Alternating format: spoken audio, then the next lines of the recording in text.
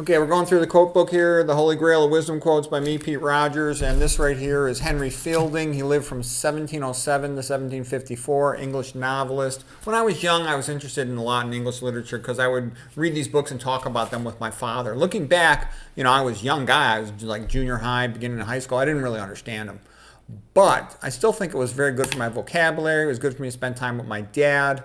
I went back later and I was less enthusiastic about a lot of it, but still, Henry Fielding was contemporary of Samuel Richardson. Richardson wrote the book about Pamela, the servant girl who later married her aristocrat man of the house after he became a widower. And then he wrote a spoof of that, Shamala, all this stuff. And a little bit sounds like a little bit of silly business, the early romantic soap opera novel type stuff. I do like one quote of Henry Fielding, though. Here it is. There is a sort of knowledge beyond the power of learning to bestow that this is to be had only in conversation. So necessary is this to understanding the characters of men that none are more ignorant of them than those learned pedants whose lives have been entirely consumed in colleges and among books.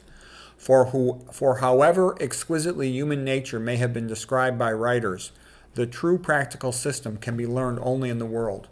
Okay, so that was true, and I noticed that as I was getting older, like when I was young, I thought my mom was kind of stupid compared to my dad. My dad was a big shot, chief of two departments, making multimillionaire doctor, and my mom, and he was valedictorian of his high school, a great athlete, all that stuff.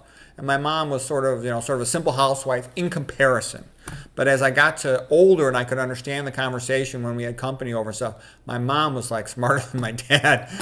She was very clever and funny and picked up on every little nuance of behavior and conversation. And so I started becoming more aware of that. Later on, I actually read a bunch of books about body language and social skills and all this stuff. And it was actually good for me because I had spent so many years like at Stanford, just an intense physical and academic competition that I really didn't socialize that much. I never had a girlfriend at Stanford. I was back with my old girlfriend for a while, but what I'm trying to say is I was in these very intense competitive environments and I sort of missed out at times on a lot of the social life that my old high school type friends would have. Okay, one last quote of Fielding. The slander of some people is as great a recommendation as the praise of others. Yeah, there's truth in that. Okay, just briefly, I'll do a little bit about W.C. Fields and Mae West. So W.C. Fields and Mae West had a little bit of a back and forth type of quote. And W.C. Fields is kind of like an early version of Rodney Dangerfield type comedy. Rodney Dangerfield's better, he's funnier, he's nicer. But there was something funny about W.C. Fields for his time, and Mae West as well.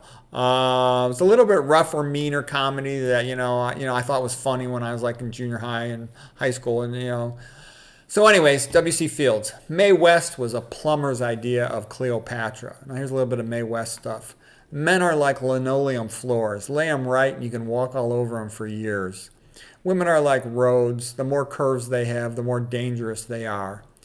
She's the kind of girl who climbed the ladder of success wrong by wrong. March isn't the only thing that's in like a lion and out like a lamb.